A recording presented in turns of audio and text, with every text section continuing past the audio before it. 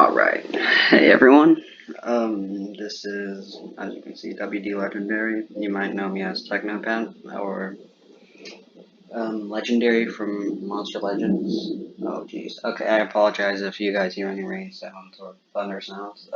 Yeah, so, this is a blog post, as you can see, I made this a while back. I'm gonna go ahead and read it, I'm gonna add some other thoughts I have, and I'm also gonna read some comments, and I'll go ahead and, um, say what I think. So, blah blah. Ignore this part. This part's basically useless. Anyway, readable legendaries. So, um, yeah, these are very good monsters for a beginner.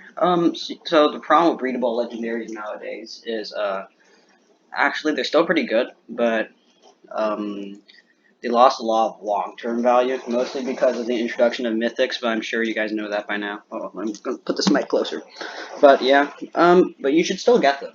I'm not saying you shouldn't get them, because a lot of times there are a few. I recommend you search these up on your own, but there are a few that are used for breeding events. Most of them I'm pretty sure, like, I know one I can think off the top of my head. Oh god, I guess not, but yeah, you should probably get them just for breeding events. And also, they're really good for early games, so you can do your gem dungeons, because they help a lot.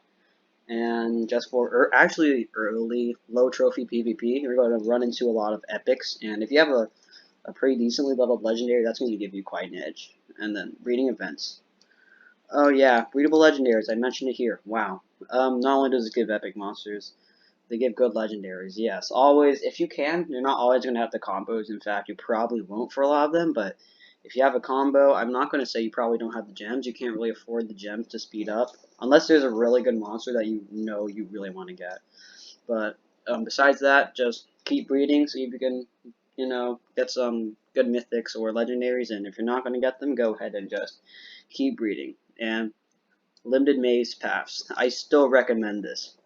So, I think I already put the tips here. Yeah, set up a week for breed 2 Thunder Eagles, constantly grow lizard tails until you get to 50 coins, collect all your gold. Okay, this one is real, and I really want to clarify on, because here I didn't really give a tip. So, a problem as a beginner at first, if you don't have like a bunch of legendary habitats, is it can be a little hard to get coins, because it's weird. It kind of requires a big one, like collecting 500,000 and then collecting a small one, or just collecting another one to kind of trigger it for some reason. I'm not sure if they're ever going to fix that or if that's intended.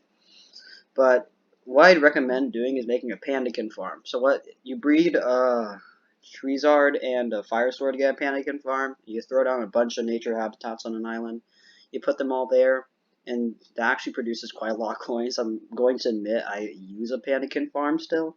I just haven't got the sustainability yet, but just keep doing that. Keep planting pandakins onto the things, and then just keep collecting until you get 50 coins. I mean, I think, no, 30 coins. My bad. Feeding. Yeah, this is pretty much about accurate. Just keep feeding them a few times, and then exit, and then after you wait a few seconds, or maybe up to a minute, go back into like a different monster, or even the same monster, and feed it to kind of trigger the collection. It's weird, but it's for everything. You're diligent and do this 4 to 5 times a day, you might be able to get the monster. Or you probably will. I'm pretty sure. So that's really good, because the limited maze paths are a really good way to get a lot of good monsters. Every single maze monster, the main maze monster, will have a limited path, and I believe it starts on the 3rd day. And I'm not sure if I put this there. Did I? Yeah, I don't think I did. But try to do the maze dungeon, or at least the most you can of the maze dungeon, the coins dungeon, so you can get the as many maze coins as you can. I believe that's on the 2nd day. And if you can't do all of it, it's okay. Do as much as you can, and you might have to lose some sleep to try to get it. I say 4 to 5 times a day, because that's the least amount of times you can do while getting decent sleep and doing the maze coin dungeon. But if you can't do the maze coin dungeon, then you might have to amp it up to 6 times, and that's basically just waking up every 4 hours, even if you're sleeping or if you're awake. So yeah, that's what you can try to do to get it. Gem dungeons, yeah. do your gem dungeons each week. And again, I'm going to restate this. If you can't do all the gem dungeon, if it's a little too hard, just do as much as you can. There's no point not doing it, because stamina, it comes for free. You can do it anytime you want. If you lose, yeah, it might be a little bit embarrassing, but it's fine. Who cares, right? And also, I recommend checking out this blog. Um, I'm going to send this to the person who uploads on the channel, so if maybe they can put this link, but if not, just write this down, visit it. I highly recommend it for beginners. So, and then another thing I didn't really include here, because I mean, I never really thought of this. I thought this was pretty self-explanatory, but when it comes to the shop and buying anything that's not gems, like you can buy common monsters, obviously, just because why not, for cells or to breed them. Don't buy any legendaries, don't buy any rares, don't buy anything that costs gems in the regular monster shop, because it's all a ripoff. Like, you can actually buy a Lord of Atlantis for like 2,400 gems. It's not worth it. You can get all of those legendaries and probably better. And now that they're mythics, it makes it just even worse. So just don't buy those.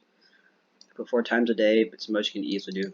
Oh my god, I always forget what I put here. Yeah, thank you, Shadow. Uh, and then this was, yeah. Also visit this. This is also pretty helpful. Yeah. Adventure map is a huge help early game.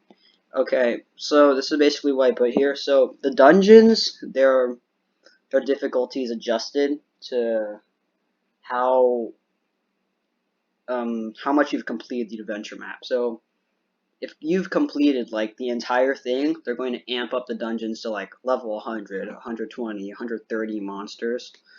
I don't think they do mythics unless it's a mythic maze coin dungeon, which obviously all the mazes are mythics now, but that's the only way they include mythics, I'm pretty sure. For the regular dungeons, not the amber dungeons. Those obviously have mythics. But yeah. If you feel like you have good enough monsters, you go ahead and complete the adventure map. But I would highly recommend refraining from it because it makes the gem dungeons a lot harder. If you like speed through the entire thing, it's gonna start giving you like level 120 monsters with like I'm not sure with runes, but for some dungeons it just gets really hard. So that's my beginner's guide for you. I'm trying to think of anything else. Oh yeah, I can't think of anything else. Oh, if you can't complete the limited maze path, um, what I recommend is going on the wiki and checking if you have enough coins to complete it, or if you will have enough coins to complete the limited maze path. If you don't, I recommend playing the long game and keep collecting and collecting until you get until you can do the regular path on a discount. And I also forgot to clarify on the limited path. I think I forgot to clarify. Yeah, you need to wait for the discount. And I'm not sure if it's at a set time. I don't think it is. I think sometimes it can be a little random. So the best way to know if a discount is on is to join a Monster Legends Discord and have pings on in that channel. So it'll go ahead and it'll ping you and it'll let you know whenever a maze dungeon, I mean not a maze dungeon, whenever a maze has a discount. So that's the best thing to do. And I hope you guys enjoyed this beginner's guide. I hope you guys learned something from it. Because a lot of times, whenever I search up beginner's guides, they're clickbait or they're really, really simple. This one's pretty simple too, but I feel like it provides a little more information than others do. And another thing is there's no magical hack, okay?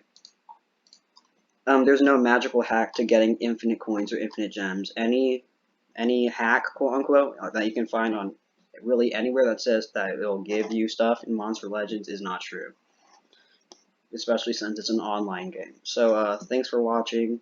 I hope you enjoy other videos on the Monster Legends Competitive Wiki YouTube channel. There are a lot more videos that will be coming soon. Bye.